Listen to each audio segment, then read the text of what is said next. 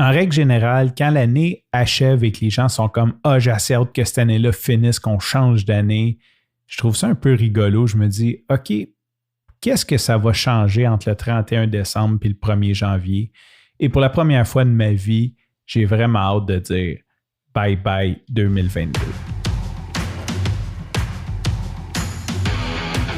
Il aime le code. Il faut que la communication soit codée, mais de façon claire et transparente. La rigidité, c'est pas pour nous. Mon nom est Francis Parent-Valquette et vous écoutez le Sandro Show. Et le plus important, c'est qu'il est bélier. Si tu suis le Sandro Show, tu sais qu'il y a une partie de ça que c'est mon journal de bord. C'est un peu une façon pour moi de garder une trace, d'écrire ou de dire ou de dicter mon histoire, de sorte à ce que quand je vais être plus vieux, ben, que je puisse réécouter ça. Peut-être que mes enfants vont vouloir écouter ça quand je serai plus vieux, quand je serai mort, peut-être même mes petits-enfants. C'est une espèce de legs que je fais, l'histoire de ma vie, de façon quotidienne.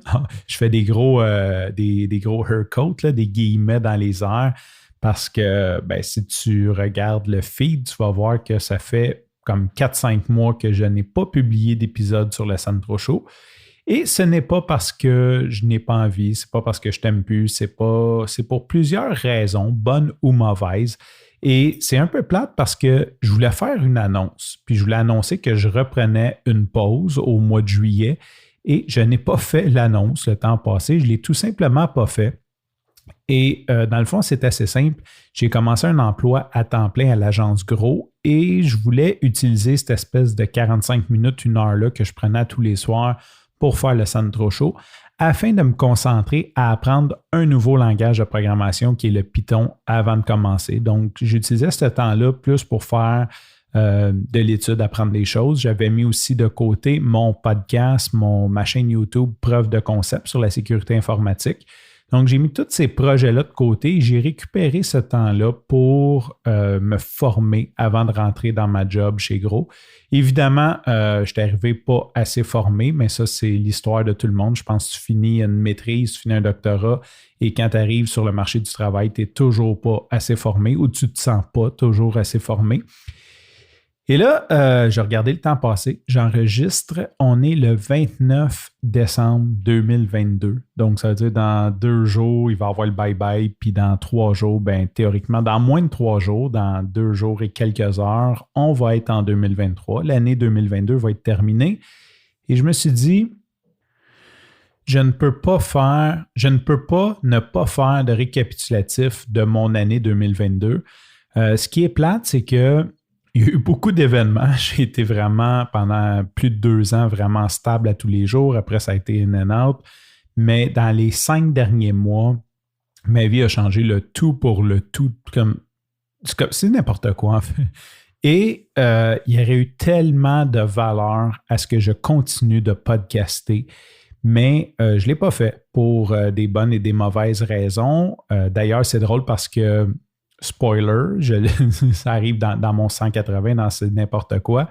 Si tu es un ami proche, tu le sais, je suis déménagé et je n'avais toujours pas installé mon micro. Je n'avais même pas installé ma console qui me permet d'enregistrer avec mon micro parce que j'ai un micro professionnel, donc ça me prend une console pour rentrer dedans, ça me prend un préamplificateur. En tout cas, il y a toute une chaîne audio qui va avec les micros professionnels et que je n'avais toujours pas installé. Donc, j'ai fait ça ce soir, un petit peu. Présentement, il est comme 22h30. C'est très tard pour moi. D'habitude, c'est à peu près l'heure que je vais aller me coucher. Mais j'ai décidé de juste me retrousser les manches parce que, c'est ça, je voulais faire un épisode de review de fin d'année, peut-être remplir le gap entre ce que j'ai fait dans les derniers mois ou ce que je suis rendu dans ma vie, puis faire un petit peu un bilan. C'est assez a cappella. Je n'ai pas de notes. Fait que je vais y aller à Vienne que pourra, comme on pourrait dire. Une des choses, je vais commencer par une victoire parce que c'est toujours le fun de commencer avec des victoires, puis c'est moins plate que de parler peut-être quoi que c'est. Je ne vais pas parler de défaite, mais d'embûche. C'est en avril. Puis c'est drôle parce que j'ai podcasté entre-temps, puis je voulais toujours en parler, puis je ne trouvais pas l'angle, puis je me disais, ça prend beaucoup de Je voulais en parler beaucoup, en fait, puis je suis comme tombé dans une espèce de procrastination de dire je ferai ça demain, j'étais fatigué, je ferai ça après-demain. Et c'est en avril, j'ai commencé la méditation transcendantale. Je vais faire juste une parenthèse, quelques minutes que je vais parler de méditation transcendantale. J'aurais aimé d'élaborer là-dessus et peut-être que je le ferai dans d'autres épisodes éventuellement. Mais en gros, un de mes premiers épisodes de podcast, je pense que c'est le 2 ou le 3 du Sandro Show, je commence à méditer. J'ai téléchargé l'application Calm, qui est comme Headspace, et j'écoute ça dans mes écouteurs et je suis sur une méditation guidée. Je commence à méditer avec ça. Ça me fait du bien. Ça me fait beaucoup de bien de méditer, mais je suis plus ou moins assidu et je trouve ça quand même difficile avec cette espèce de méthode-là. Puis, les bénéfices, c'est une relaxation. Tu sais, c'est rien de plus qu'une relaxation. Et comme tu sais, je tripe sur Tim Ferriss. Donc, Tim Ferriss reçoit beaucoup de high achievers, de gens, de champions dans leur domaine. En tout cas, tu sais, il reçoit du monde, des élites. Et je trouve ça tellement intéressant de les écouter. Et là, je sais que Tim Ferriss est dans la méditation transcendantale. Là, il parle avec d'autres invités comme Jerry Seinfeld, qui est dans la méditation transcendantale. Ensuite, j'apprends que Ray Dalio, il y a une fondation qui aide les gens à devenir professeurs de méditation transcendantale. David Lynch, que j'adore, lui, a aussi une fondation et il offre des formations de méditation transcendantale aux enfants des pays émergents, surtout en Amérique du Sud, parce qu'il dit que ça va leur sauver la vie, ça va leur donner une autre vision, ça va les aider à grandir malgré qu'ils vivent dans un monde difficile. Et là, tu peux te mettre à dire « Ah ouais, mais c'est pour sauver de l'impôt », peu importe. Mais peu importe la raison, il choisit quand même, c'est un statement, de prendre une partie de sa fortune puis de la donner à cette cause-là. Ensuite, Arnold Schwarzenegger, qui a été impliqué pendant plusieurs années dans la méditation transcendantale. Jerry Seinfeld, qui est l'humoriste qui est le mieux payé ever aux États-Unis, qui était là-dedans. Donc, beaucoup de high achievers. Là, il y a des noms qui m'échappent, mais beaucoup d'entre eux. Fait que là, je me suis dit, OK, ces gens-là prennent 2 fois 20 minutes par jour pour méditer et ils accomplissent autant. Peut-être que la méditation n'a rien à voir avec leurs accomplissements. Ça, c'est une possibilité que je vis très bien avec. Mais en même temps, je me suis dit, tant qu'à prendre, moi, 20 minutes pour écouter Calm ou Headspace, qui me donne à peu près pas grand-chose, je me suis même intéressé à la méditation transcendantale. Et là, moi, j'étais comme vraiment motivé parce que, tout le monde, tous les high achievers que j'entendais. Et je me suis rappelé, et je pense que j'en ai parlé dans mon épisode 2, mon oncle Juju, qui lui fait des méditations transcendantales depuis 1978. Fait que là, je vais à la rencontre de l'information, puis moi, je suis prêt à acheter tout de suite, puis là, il faut comme que tu écoutes le speech de comme c'est quoi, puis à quoi ça sert, puis blablabla. C'est très intéressant, mais moi, je t'ai déjà vendu juste par toutes les personnes que j'ai entendues, les high achievers que j'ai entendus sur des podcasts utiliser cette technique-là. Et là, je demande à mon oncle, j'ai dit, c'est comme 1500$ le truc. J'ai dit, il me semble, je fais tout ça ou j'attends un peu parce que j'étais très serré financièrement. En fait, j'avais pas tout l'argent de me payer ça. Il dit quoi? Non. Il dit, vas-y tout de suite. Puis si tu connais pas mon oncle, là, c'est pas quelqu'un qui jette de l'argent par les fenêtres. Il dit, vas-y. Il dit, si tu manques d'argent, tu me le diras. Moi, j'en ai, je vais t'en donner. J'étais comme, quoi? Il dit, oui. Il dit, prends le forfait familial, amène ta femme, amène tes enfants. Je vais te payer la différence. Et là, il m'a comme fait un cadeau de la différence entre le forfait individuel et le forfait familial. Merci. Merci, Juju. Je ne sais pas si tu vas écouter le podcast. Je sais que tu détestes qu'on parle de toi, mais merci. Merci pour ça. Et j'ai fait la formation. C'est une formation de 4 jours. Puis, tout ce que je vais te dire, c'est que ça me fait un bien immense. Ça me calme, ça me détache de mes émotions. C'est incroyable, OK? C'est tout simplement incroyable. Je ne vais pas faire les bienfaits et tout. Si c'est quelque chose qui t'intéresse, je t'invite à aller voir le site de méditation transcendantale. Vois c'est quoi. L'information, la séance d'information est gratuite. C'est le mardi soir par Zoom. Tu n'as même pas à te déplacer. Va écouter ça. Et c'est juste incroyable. C'est juste incroyable qu'est-ce que ça m'apporte. J'ai parlé de ça à des amis. J'ai quelques-uns de mes amis qui sont allés aussi se former, qui eux aussi sont super contents. Fait que je pense que c'est un gros win de 2022.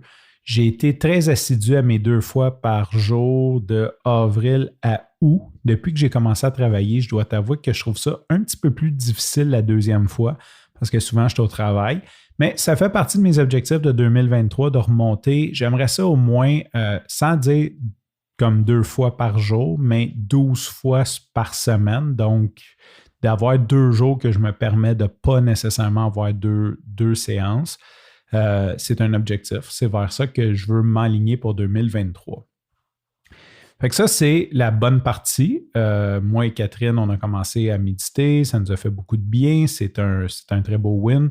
Et je t'invite fortement à te renseigner sur la méditation transcendantale si c'est quelque chose qui peut t'intéresser. Ensuite, je commence, je vais faire la chronologie des choses. Preuve de concept, on en a parlé. Donc, je reçois un appel. En fait, je parle avec mon ami Kevin, qui est le co-animateur du podcast WebMess, qu'on est supposé relancer éventuellement. Je vais faire une parenthèse, ces podcasts à relancer. Je ne sais pas si Billy, tu vas écouter cet épisode-là parce que ça va être un épisode long. Je vais tout de suite aller à cette étape-là, puis je reviendrai à job après. J'ai fait une course avec Coach Billy. J'ai parlé une couple de fois de lui qu'on s'était rencontré dans notre formation de coach de course à pied. J'ai même parlé du défi de la tortue. Donc, il m'a invité à cet événement-là, le défi de la tortue. Et c'est une autre belle victoire de 2022 pour moi, celle-là. J'allais là sans aucune attente. Et en gros, c'est 12 heures de temps qu'on court à relais sur une piste de à peu près 2 km, 2,88, quelque chose comme ça. Non, c'est pas ça, c'était un point. En tout cas, fait que donc, il y a une piste, on court. C'est pas une piste ronde, contrairement à ce que j'avais imaginé. C'est dans un parc, mais fait que tu vois pas. C'est quand même bien. C'est quand même mieux qu'une piste ronde. Là, il y a des arbres, il y avait un petit cours d'eau qu'on traversait par-dessus un pont. Là. C'était quand même intéressant comme parcours. Donc, pendant 12 heures, on court. Et là, vers 11 heures, on se rend compte qu'on est l'équipe, on est 2 équipes qui suivent de très près. Fait que là, on se dit, hey, ça serait possible qu'on gagne, genre. Fait que là, l'adrénaline pogne dans le tapis. Je suis sincèrement le moins rapide de l'équipe, mais je suis chanceux, il y a d'autres mondes. Donc, on commence à vraiment comme rentrer en mode compétition et de midi à 6 heures, parce que c'est de 6 heures le matin à 6 heures le soir qu'on roule à relais, on a vraiment un bon mindset. Puis on est comme, ouais, on va l'avoir. Puis faut pas se brûler, tu sais, parce que tu veux pas non plus comme tout donner à 1 heure puis être capable de courir pendant 5 heures. Fait qu'on a comme fait un beau build-up. On a gardé le plan, on a gardé notre pace. En fait, on est allé un petit peu plus vite toute la gang que notre pace prévu, mais on a gardé, on s'est bien hydraté, on s'est bien reposé, puis on a continué. Et bon an, mal an, à la fin, là, on était comme vraiment là, un tour d'avance sur eux autres. C'est des courses que c'est pas le temps qui compte, on a un temps défini. Ensuite, c'est le nombre de kilomètres que tu vas avoir fait pendant ce temps-là qui change. C'est le contraire d'une course chronométrée, là, un petit peu, là, parce que là, c'est le temps qui est fixe, mais c'est le nombre de kilomètres qui bouge. Et bon an, mal an, la compétition montait. Et comme j'ai commencé le dernier, ben, c'était moi qui faisais le dernier tour. Et là, tu peux t'imaginer qu'après 12 heures de course l'été, c'était quand même chaud. C'était une belle journée, mais c'était pas trop chaud. Tu es quand même fatigué. Puis là, j'embarque sur la piste, puis c'était à moi de donner tout ce que j'ai à donner parce que je suis le dernier. Je suis détruit, j'ai mal partout. Puis je vois le compétiteur de l'autre équipe qui embarque à peu près en même temps que moi. Et là, je fais juste regarder par en avant, puis je donne tout ce que j'ai. Puis si tu es un coureur, là, tu sais, quand tu donnes tout ce que tu as, puis que tu as à peu près 30 secondes de jus, là, tu sais, ou 1 minute de jus là, à cette vitesse-là, là, dans le rouge, là, ben moi, j'ai donné comme 15 minutes de ça. Je suis juste parti, puis je pouvais entendre en arrière de moi le compétiteur et je le sentais. Je sentais son énergie. Tu vas dire que je suis très ouvert maintenant à l'énergie, mais je sentais que j'étais l'ennemi à abattre. Je pouvais l'entendre respirer dans mon cou. Je ne voulais pas me retourner pour le regarder parce que l'objectif, c'était de le clencher. Puis là, j'ai donné tout ce que je pouvais. Puis la façon que la piste est faite, dans le fond, tu disparais dans le bois puis tu reviens, tu sais. Puis là, ben, mes chums, mes coéquipiers, ils me regardaient partir, puis lui, il me suivait, là, il me talonnait, là. Fait qu'il dit, on te voyait, puis là, on le voyait te suivre, puis là, on est comme, vous avez disparu toutes les deux, fait qu'on sait plus ce qui se passe. Puis il dit, quand tu as réapparu l'autre bord, parce que c'est comme une boucle, il dit sincèrement, tu avais comme 30 secondes d'avance ou une minute d'avance sur lui. Là. Il dit, tu l'as mangé total. Fait que là, j'ai fait le tour. Puis quand je suis arrivé, si tu passes ton dernier tour avant 6 heures, il te laisse un tour supplémentaire même si tu dépasses. Fait que là, j'étais brûlé. J'ai passé le dernier tour avant 6 heures. Et là, elle me dit, ton dernier tour compte, mais j'avais comme plus d'énergie. Moi, j'avais juste comme, je voulais juste arrêter à la ligne d'arrivée puis m'écrouler. Fait que là, je dis quoi, le dernier tour compte? Fait que là, je continue à courir. Mes coéquipiers sont sur le bord. Puis je suis comme, le dernier tour compte. Puis ça ressemblait, ça c'est ma vision de la chose, là, à un film de Walt Disney. Là, tu sais, comme on est en train de gagner. Puis là, les trois, on était une équipe de 4. Les trois ont embarqué avec moi pour faire le dernier stretch, le dernier tour. Fait qu'on a fait le dernier tour ensemble. Puis on a passé la ligne d'arrivée ensemble. Puis c'était juste magique parce que l'équipe en arrière de nous était vraiment à notre niveau. Tu sais, on a gagné, mais on a gagné en se battant. C'est pas comme si l'équipe en arrière avait 10 tours de moins ou je sais pas, ou il y a 10 tours en... Non, c'était vraiment bien calibré. C'est un hasard, là, on s'entend, là, ça n'a pas été calculé. Et on a gagné. Ce qui fait que c'était mon premier podium à vie. C'était mon premier podium, première médaille d'or sur une épreuve de 12 heures. C'était magique. Je suis revenu de cet événement-là, puis j'ai été une semaine là, comme juste sur l'adrénaline. J'étais comme sur un nuage de cet événement-là, tellement que c'était fou, c'était magique. Tout le flow, tout allait bien, tout était super. Puis, c'est ça, c'était vraiment un super bel événement que j'ai trippé. C'était un gros win pour moi. C'est quelque chose, c'était une équipe qui n'était pas prévue. J'ai été appelé dans l'équipe parce qu'il y a quelqu'un qui a cancellé ou il manquait quelqu'un, puis il y a quelqu'un d'autre aussi qui était là parce que l'autre a cancellé. C'est pas toujours évident de trouver un bozo qui veut se rendre à Shawinigan pour courir pendant 12 heures de temps. D'ailleurs, tu sais, comme j'y allais un peu, je ne vais pas dire à reculons, mais tu sais, je suis parti, puis là, je commençais la nouvelle job, ça c'est le prochain point. J'ai commencé c'était comme une semaine avant, fait que c'était comme ma première semaine de travail à temps plein. J'avais juste envie de comme aller chez nous puis me reposer. Puis là, ben, tu fais ça demande quand même beaucoup d'énergie.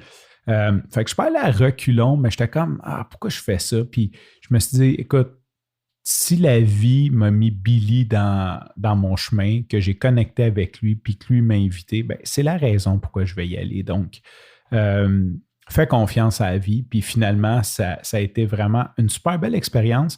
Puis ça a été vraiment cool de juste de reprendre plaisir à la course. OK? Parce que mon parcours de coureur, 2014, je m'inscris à mon premier demi-marathon. C'est l'événement de ma vie. Je tombe en amour avec la course. Par la suite, ben, j'ai eu des petits up and down.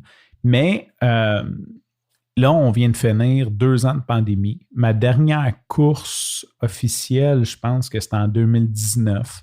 Je me souviens pas c'est à laquelle, mais je me souviens qu'en 2019, ça n'a pas été une bonne année. Je n'ai pas atteint mes objectifs. Fait que j'étais déjà un peu down. Là, après, on a eu 2020, 2021 que je n'ai pas fait de course. Ou à peu près pas. J'ai fait, non, c'est pas vrai, en 2021, j'ai fait la course dans le nord, là, le 10 km à Saint-Sauveur, qui était en pente puis que j'ai eu de la misère à finir. Ensuite, mes deux autres courses, j'ai cassé. Fait que j'étais comme un peu... tu n'arraches, tu continues, tu t'entêtes à faire des courses, puis les résultats, tu n'es pas fier de toi. Ça reste le fun de faire une course organisée, d'avoir toute cette énergie-là, tout ce monde-là qui vient de courir, mais ça reste que il me manquait le côté accomplissement personnel là-dedans, de juste réussir mon objectif. Et là, je n'avais pas d'objectif, puis comme ça a dépassé mes attentes, c'était juste fou raide. Fait que ça a été un gros win de 2022 dans mes beaux souvenirs. Dans mes beaux souvenirs à vie, je me souviens juste je suis dans l'auto avec Billy, puis on est juste comme toi et deux d'une vibe, tu sais, on revient de la course, puis c'est juste magique. Puis en plus, moi, j'ai jamais vraiment eu de sport d'équipe, j'ai jamais fait de sport d'équipe. Fait que d'être d'une équipe, c'était magique. Magique. C'était un beau moment de ma vie. D'ailleurs, j'ai parlé que j'ai déménagé, j'ai fait du ménage dans mes tiroirs, j'ai jeté à peu près toutes mes médailles de course, j'en avais beaucoup.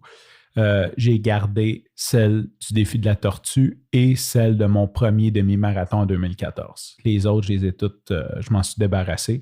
Je les ai même pas donnés. Je trouvais pas que c'était pertinent de donner ça à naissance. Là. Je veux dire, comme qui c'est qui va acheter une médaille d'une course passée. Donc, maintenant, je commence la job chez Gros. Puis j'ai fait un épisode. Fait que, je vais peut-être un petit peu déconstruire ma vision de ça. J'ai fait un épisode avec un orienteur, Mathieu Guénette, et par la suite, j'ai fait quelques séances d'orientation avec lui pour, tu sais, j'ai passé de 2021 à 2022 une année de réflexion. Juste comme je me demandais où je m'en allais, puis à quoi ça rime, puis qu'est-ce que j'avais envie de faire. Puis j'ai pris ça smooth, je restais avec les enfants, puis je faisais pas très peu d'argent, mais je travaillais pas tant que ça non plus, fait que c'était correct. Tu sais, je survivais de peine et de misère en m'endettant, mais c'était correct. Tu sais, j'avais comme besoin de cette pause-là. Catherine, elle a commencé à travailler, fait que moi, j'ai voulu aussi créer une espèce de climat pour qu'elle puisse commencer à travailler parce que ça faisait quelques années qu'elle n'avait pas travaillé sur le marché du travail. Fait que moi, j'ai comme profité de ce moment-là pour, tu sais, je faisais le souper, j'allais chercher les enfants à l'école, là, je m'occupais un peu plus de que tout soit bien pour qu'elle, quand elle rentre, ben, tu sais, qu'elle s'enlève un stress pour commencer sa nouvelle job. Puis j'ai utilisé ce temps-là pour réfléchir, faire d'autres choses. Tu sais, j'ai parlé, j'ai fait des meetings de fraternité anonyme, j'ai fait plusieurs trucs. Mais là, j'avais vraiment besoin que ça bouge parce que c'est pas moi d'être aussi longtemps en réflexion. Tu sais, je dirais que le premier 6 mois, c'était peut-être correct, là. Mais après, là, je commençais à vouloir faire quelque chose. Puis je voulais faire aussi de l'argent. Tu sais, c'est difficile quand même, les projets entrepreneuriales, que tu dis, non, on va faire de l'argent dans 1 an, dans 6 mois. Tu sais, à un moment donné, tu as le goût de quand même avancer les choses, de peut-être rembourser tes dettes puis de payer un peu plus de luxe. Fait que j'étais tout dans cette grosse réflexion-là et c'est là que je reviens à il y a 11 minutes quand j'ai commencé à te parler de Kevin. Donc, out of nowhere, je parle à Kevin sur Messenger, comme je fais une fois de temps en temps, je prends des nouvelles. Puis je lui demande comment va sa job, parce que lui travaillait pour i5, une agence créative, tu sais. Puis je dis, comment ça va la job? Tout le long, tu parles-tu au diable, toi? Je sais pas, pourquoi? Il dit, j'ai donné ma démission aujourd'hui. Il dit, je retourne à mes anciennes amours. Puis là, j'étais comme, OK. Kevin, il a travaillé pour, on n'aimera pas de nom, mais disons,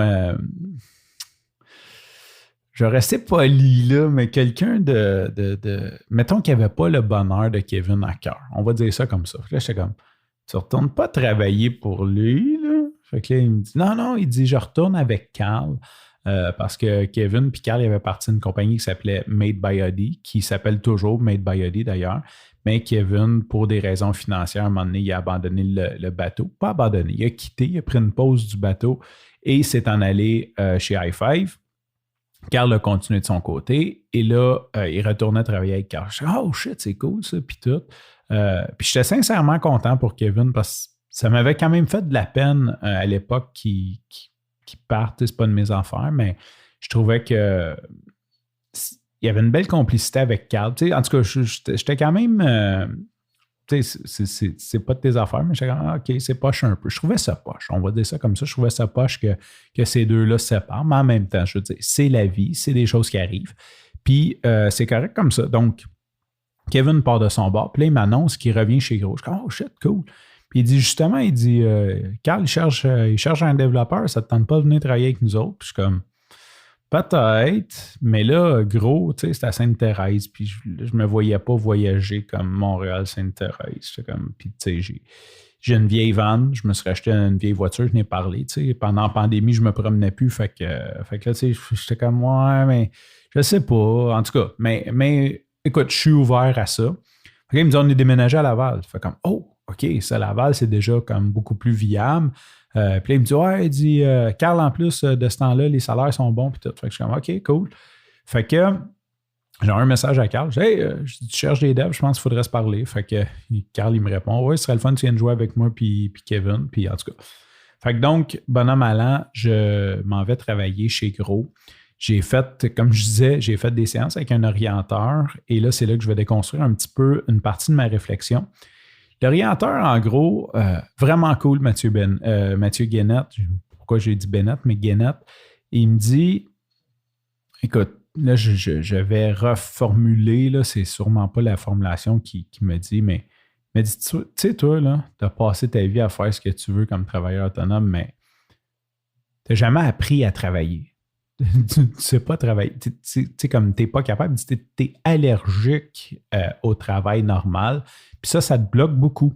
Ça te bloque des opportunités, ça te bloque beaucoup de choses. Puis j'ai trouvé ça dur, mais j'ai dit merci parce que quand tu engages un professionnel, c'est pas pour qu'il te dise « Ah, t'es beau, t'es fin, t'es capable », c'est pour qu'il te dise les vraies affaires. Puis c'est vrai que c'est un problème. J'avais un manque de discipline, un très gros trouble avec l'autorité. En tout cas, plusieurs. Je dis j'avais.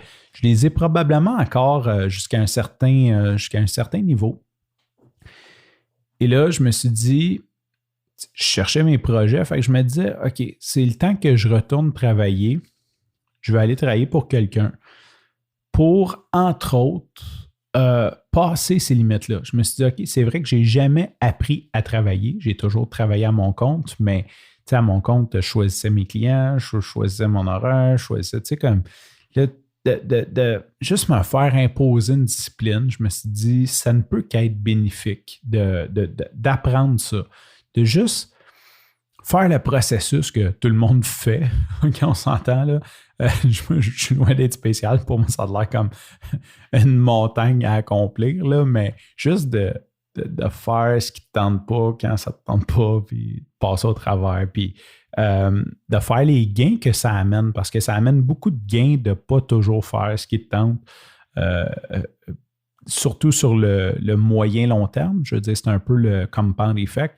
Quand tu travailles sur des projets que tu n'as pas le goût, que tu es fatigué ou que tu as eu une mauvaise nuit, puis au lieu d'aller faire une sieste, tu vas travailler, bien, il y a un moment donné que tous ces efforts-là s'accumulent, puis ça fait que tu es meilleur, tu es une meilleure personne. Je suis conscient de ça, mais je ne l'ai jamais fait. Fait que là, j'ai dit, garde, je vais aller travailler. Là, Carl, il me dit, ouais, on a une super culture d'entreprise, blablabla. Et là, dans ma tête, je suis comme, OK, super culture d'entreprise, c'est quoi? T'as acheté une table de ping-pong, puis tu penses que, genre, t'es la prochain Google, genre, t'es cool, whatever, là, tu sais. Fait que je savais pas c'était quoi, en fait, une culture d'entreprise, mais je me disais, écoute, je sentais un véritable effort de vouloir que ses employés soient bien. Ce que mon appréhension, c'était que c'était quand même limité ce que tu peux faire pour qu'un employé soit bien. C'est un job reste un job. Puis de toute façon, je m'en vais travailler là pour apprendre à travailler. Fait que je m'en fous un peu de cette histoire-là. Tu sais, je ne suis pas vendu à l'idée, puis je crois plus ou moins, puis c'est correct comme ça. Tu sais. Fait que je suis comme, ouais, OK, cool. Fait que là, je rentre là et sincèrement, Carl, son partner Charles, ils ont fait une sale job de culture d'entreprise. Là. C'est comme. Puis j'aurais dû m'en douter parce que Carl, quand il rentre dans quelque chose, il rentre comme all-in à 100% puis il vire fou. Fait que j'aurais dû me douter que ça allait être sa coche, mais non, j'ai juste comme pensé que c'est comme tout le monde, là, on est une famille ici, mais on crisse tout le monde dehors, là, tu sais. Un petit peu, là, j'exagère, là, je suis très sarcastique, c'est pas ça le mot que je cherche par rapport au marché du travail, tu sais. Fait que, OK, j'arrive là. Écoute, c'est vrai, c'est cool de travailler là. On a un coach bien-être, shootout à Excel, on a... en fait, oublie qu'est-ce qu'on a ou qu'est-ce qu'on n'a pas.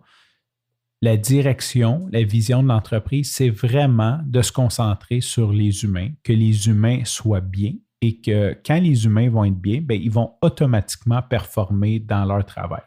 Comme dirait Carl dans son speech, tu engages les champions, ils veulent gagner. Fait que assure-toi que ton champion va bien, puis lui va s'occuper que la business gagne. Fait que c'est un peu ça la philosophie et ça marche. C'est juste ça. Je trippe bien raide, j'ai du fun. Fait que pour tous ceux qui pensaient que j'allais pas toffer 2 semaines, ben, shame on you. Je vais aller cracher sur vos tombes, mais que vous soyez morts. Non, j'exagère, là. Mais j'aime ça.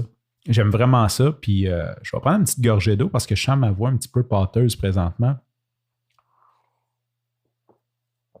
Comme c'est un épisode long, que je suis fatigué, je vais sûrement pas couper des bouts. Fait que ça va être un one take, celui-là. C'est rare que je fais ça. Mais c'est dur à peu près 1 heure, puis que ça me prend une autre heure, 2 heures pour comme faire les coupes. Je vais me coucher trop tard. Puis je veux vraiment le sortir avant le 1er janvier parce que c'est l'épisode récapitulatif. Fait que, ouais, ça, c'est un autre gros win. J'adore ma job. J'aime ce que je fais. J'aime l'équipe. Je suis content d'être avec mes chums, Carl, Kevin. Et là, j'ai des nouveaux chums là-bas. Tiger, que j'adore, Martin, puis tous les autres que je n'aimerais pas parce qu'on est 27, là, puis j'aime pas mal tout le monde. C'est sûr que je travaille plus avec ce corps-là.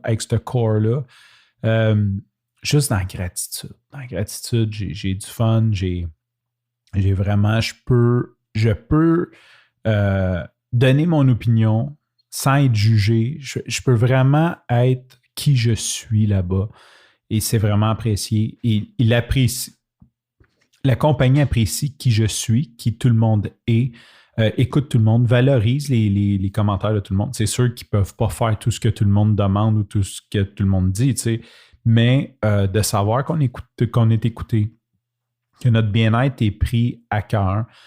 J'ai passé des moments difficiles. Ils ont vraiment été là pour moi. Fait que vraiment un gros props à Carl, à Charles, à Axel qui travaillent fort pour que les employés soient heureux chez Gros. Ça fonctionne bien. Ça fonctionne bien et j'ai juste envie de redonner à la compagnie. Tu sais, c'est les étapes inverses au lieu d'être restrictif et chien ou peu importe.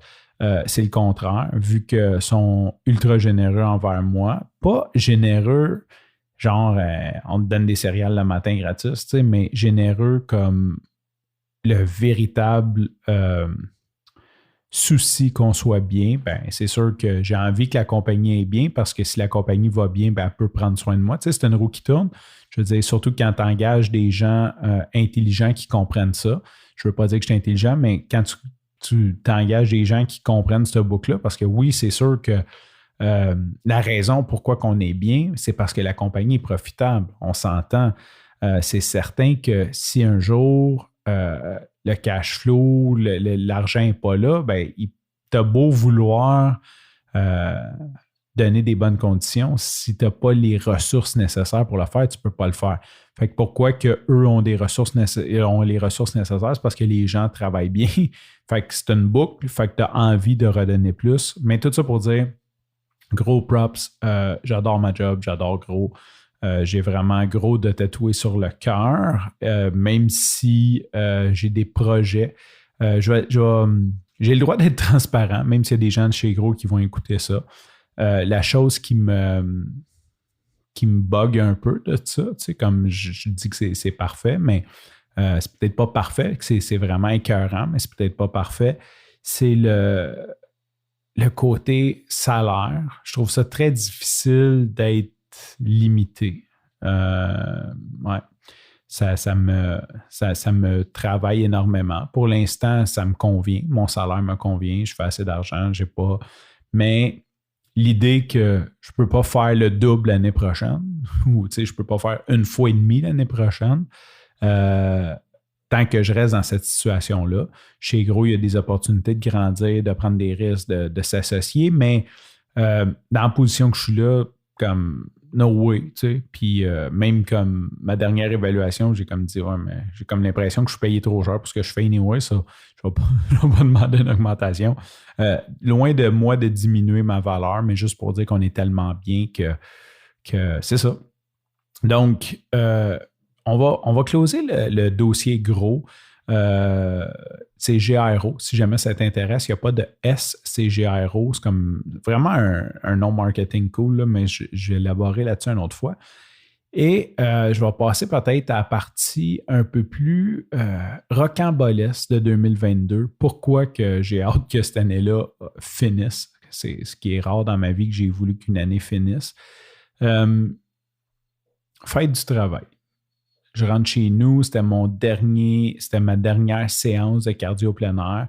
J'avais donné ma démission à cardio plein air parce que c'était le lundi matin 5 heures.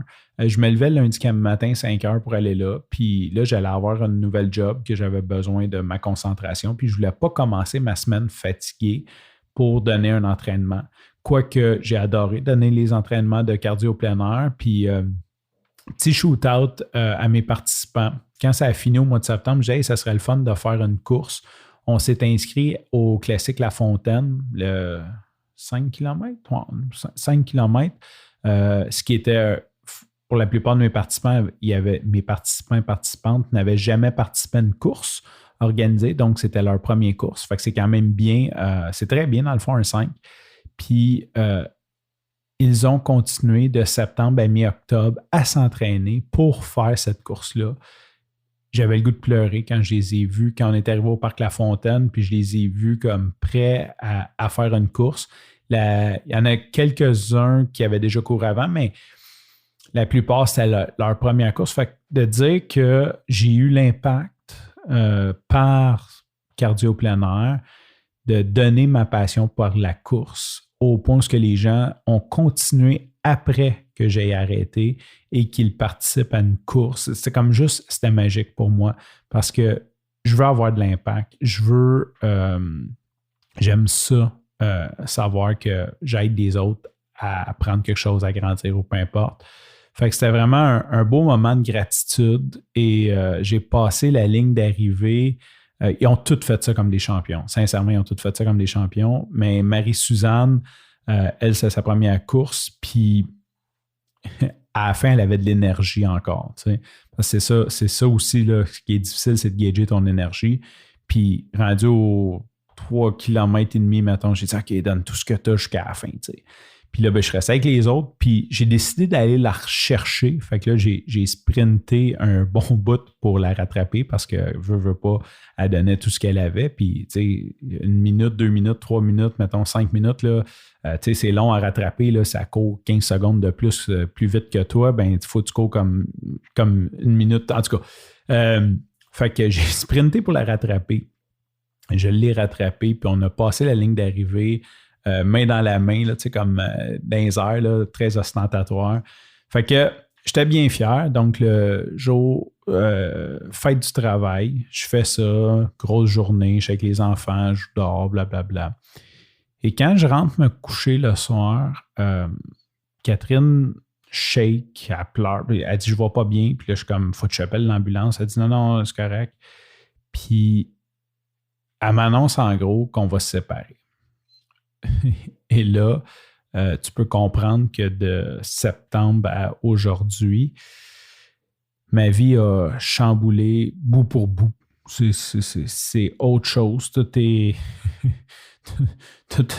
été chamboulé.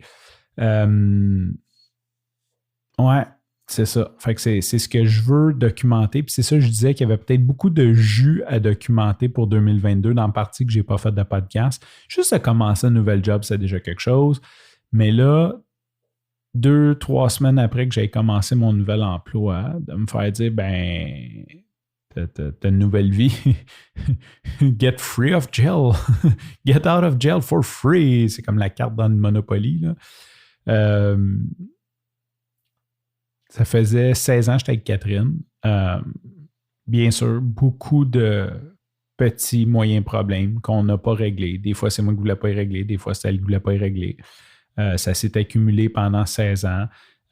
Eu la pandémie, on a eu les enfants, on a eu comme beaucoup d'étapes difficiles dans notre vie. Puis, Catherine avait envie de vivre d'autres choses. Puis, c'est drôle parce que moi, j'avais l'impression qu'on allait bien, qu'on allait de mieux en mieux, qu'on allait passer au travers parce qu'on a passé plusieurs épreuves et je ne l'avais pas vu venir. Je vais dire ça comme ça. Au contraire, j'étais fier. J'étais fier de mon couple, j'étais fier de ce qu'on a accompli. Fait que ça a été un choc. bon, je vais éviter les détails, là, tu sais. À un moment donné, j'ai essayé de dire, ben là, écoute, on peut peut-être juste aller chez un psy, une couple de séances, voir ce que ça donne, prendre une décision. Puis sa décision était vraiment prise. J'ai compris que sa décision était prise. Fait que en dedans de 3 semaines, ben, j'ai trouvé un appart, je suis déménagé. J'ai recommencé ma vie à zéro. Fait que, pour le meilleur et pour le pire, il y a quelque chose de très... C'est un deuil à faire. Puis là, ça, c'est la façon que moi, je le vois. C'est un deuil à faire. La bonne nouvelle, c'est que dans les 4-5 dernières années, j'ai beaucoup travaillé sur moi. Entre autres, là, je viens de faire un post Facebook, mais je vais le répéter. J'avais vu une entrevue de Hugo Gérard. J'avais assisté à l'enregistrement, puis il avait dit, il avait parlé de la séparation de sa femme, puis il avait dit, avoir su, j'aurais aimé travailler sur moi avant ma séparation parce que j'aurais été beaucoup mieux outillé pour passer au travers. Puis là, ben, dans ce temps-là, ça veut dire il y a 4 ans, j'avais 35-36 ans, je me suis dit, les chances sont fortes que, tu sais, je voyais mes chums là, à 40 ans, là, tu sais, on dirait qu'il y a de quoi qui se passe à 40 ans, que les couples se séparent. Ça a juste l'air d'un fait. C'est un fait. Tu sais, j'ai pas de chiffre ou quoi que ce soit, mais c'était un peu ce que je ressentais. Fait que je me suis dit, je travaillais déjà un petit peu sur moi, je me suis dit, là, c'est le temps. Tu sais, avant, je me disais, pas besoin de ça, les psy, les ci, les ça. Je me suis dit, ouais, c'est le temps que je commence à faire de quoi. Et j'ai commencé des livres, de la PCM, ensuite ça a été l'hypnose, la méditation. Tu sais, plein de trucs qui ont fait que je voulais être une meilleure personne à tous les jours, puis mieux gérer mes émotions, puis apprendre à vivre le moment présent, d'accepter, le lâcher prise. Hein, un paquet de concepts là, qui peuvent avoir de l'air un peu farfelu si tu n'es pas là-dedans, mais qui, un peu comme le compound effect, font que au quotidien, je me sens bien. Je me sens bien avec moi. C'est beaucoup plus facile d'être dans le moment présent, d'être avec mes enfants. Donc, je travaille là-dessus. Fait que là, Catherine me laisse. Et je tombe vraiment dans l'acceptation, dans le lâcher prise. OK, c'est ça que c'est. Et là, je recommence à zéro. Même, je ne vais pas dire à zéro, on va dire à moins 140 000. C'est la valeur de mes dettes, même mon net worth. Donc, je dois me trouver un appartement, je dois me meubler, je dois faire plein de choses. Et c'est là que je m'en allais. En même temps que c'est un deuil, beaucoup de deuils, des petits deuils, des moyens deuils, des gros deuils, perdre sa maison, perdre sa famille, perdre, tu sais... même si je les vois encore, j'ai une super bonne relation avec Catherine, tu sais, ça reste comme mes beaux-parents, mon beau-frère, ma maison, là, c'est comme tout part.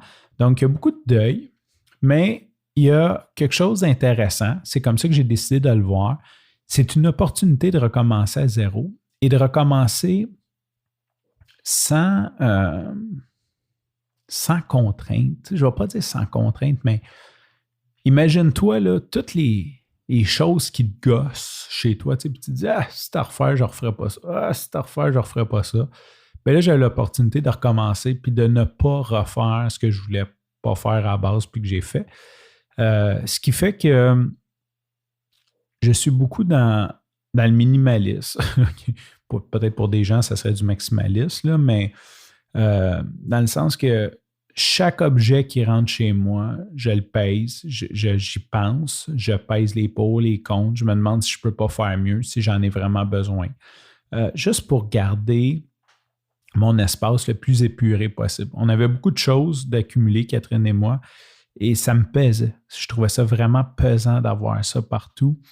Fait que donc, la solution est assez simple. Quand tu recommences à zéro, tu en laisses rentrer le moins possible. Ben, c'est assez simple. Ça reste compliqué, ça reste difficile. Surtout quand tu recommences à zéro, il y a plein de monde qui sont comme « Oh, hey, j'ai ça à te donner. » C'est comme « Non, j'en veux pas.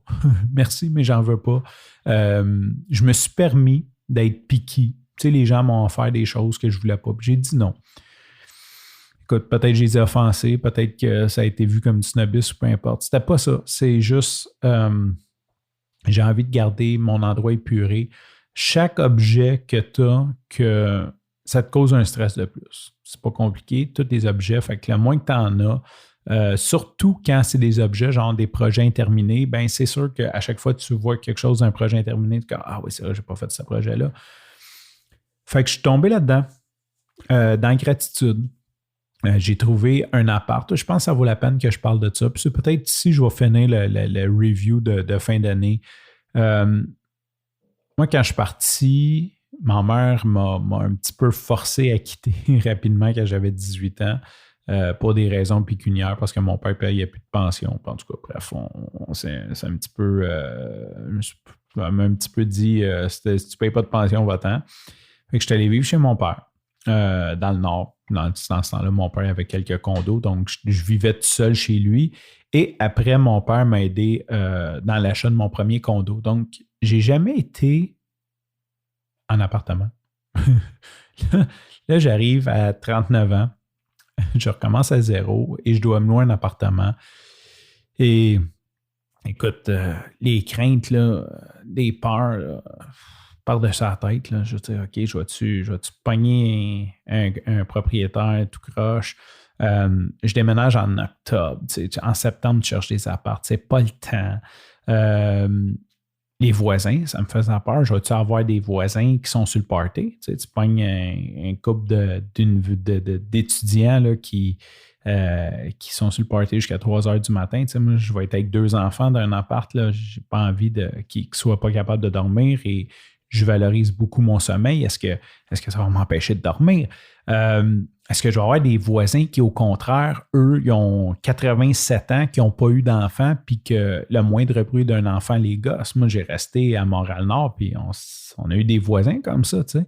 C'est comme plein de peurs qui sont mis à surgir à gauche, à droite, tu sais, c'est sûr. Je pense que c'est normal aussi, là, comme je fais le deuil de ma maison, puis là, il faut que je m'en aille d'un endroit inconnu.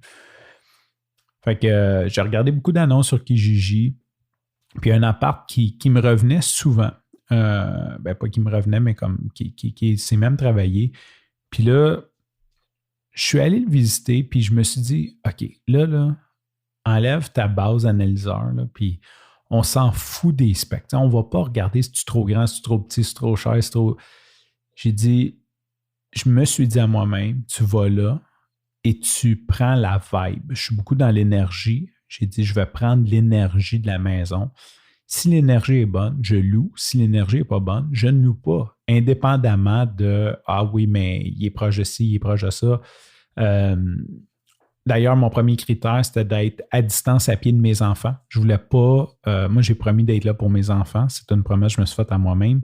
Je ne voulais pas m'en aller à Laval puis avoir 45 minutes d'auto à faire pour venir voir mes enfants. C'était vraiment important dans un rayon d'1 kilomètre et je suis à 900 mètres de chez Catherine. Donc, je vais visiter l'appart avec beaucoup de crainte, beaucoup de peur et là, je me mets dans cette énergie-là. Je rentre. Peut-être tu verrais l'escalier, tu serais peut-être pas d'accord avec moi.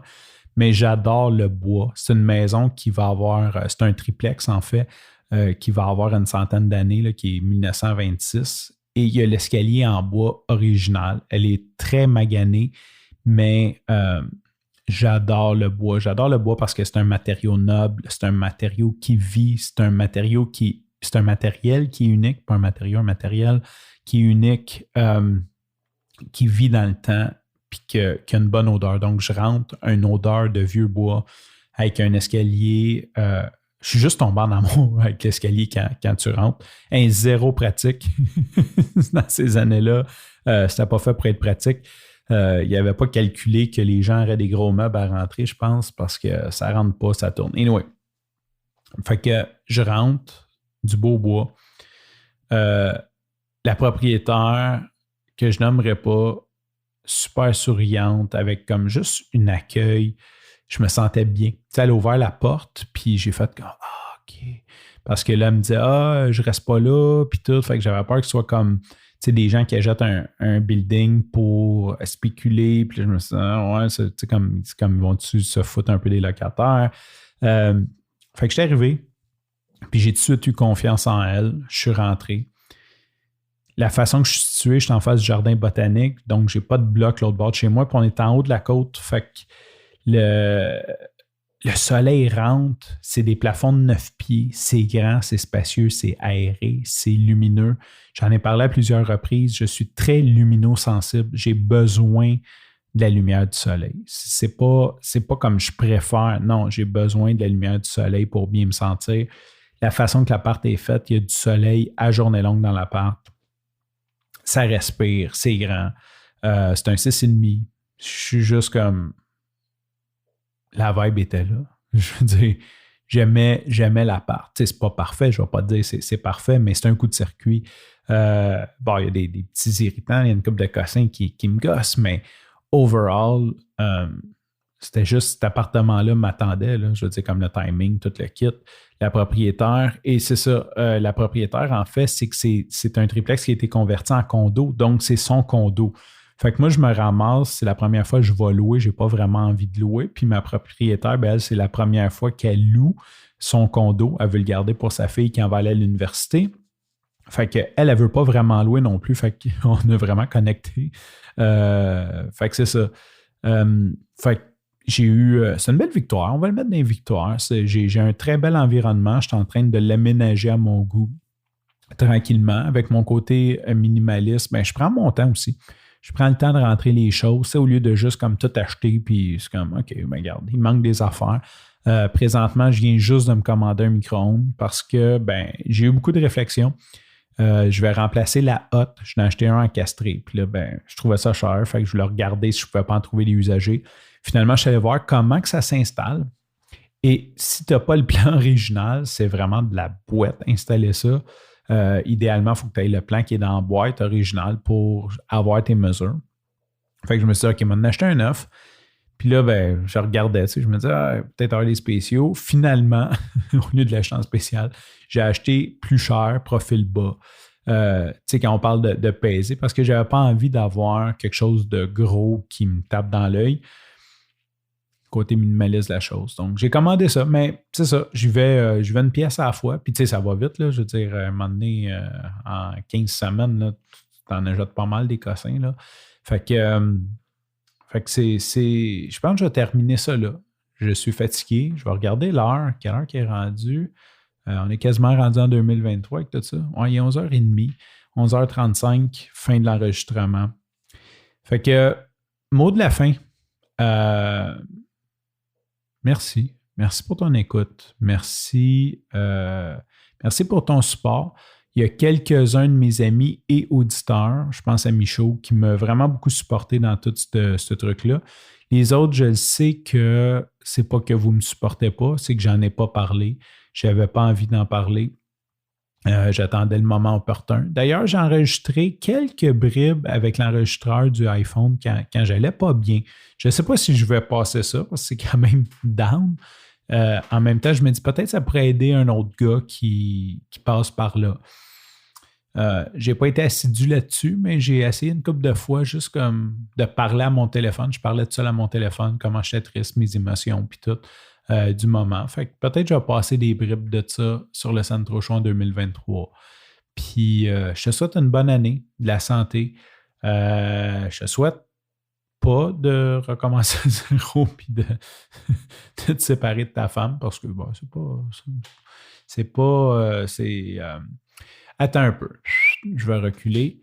Je crois fondamentalement que ça fait partie de l'expérience humaine. Quand tu viens au monde comme un humain, il y a des moments durs. Il faut apprendre à les aimer, à les embrasser, à apprécier ces moments-là. C'est ce que je fais. Mais quand même, je ne te souhaite pas ça. Sur ce, je te remercie pour ton écoute. Je te dis à l'année prochaine et bye bye.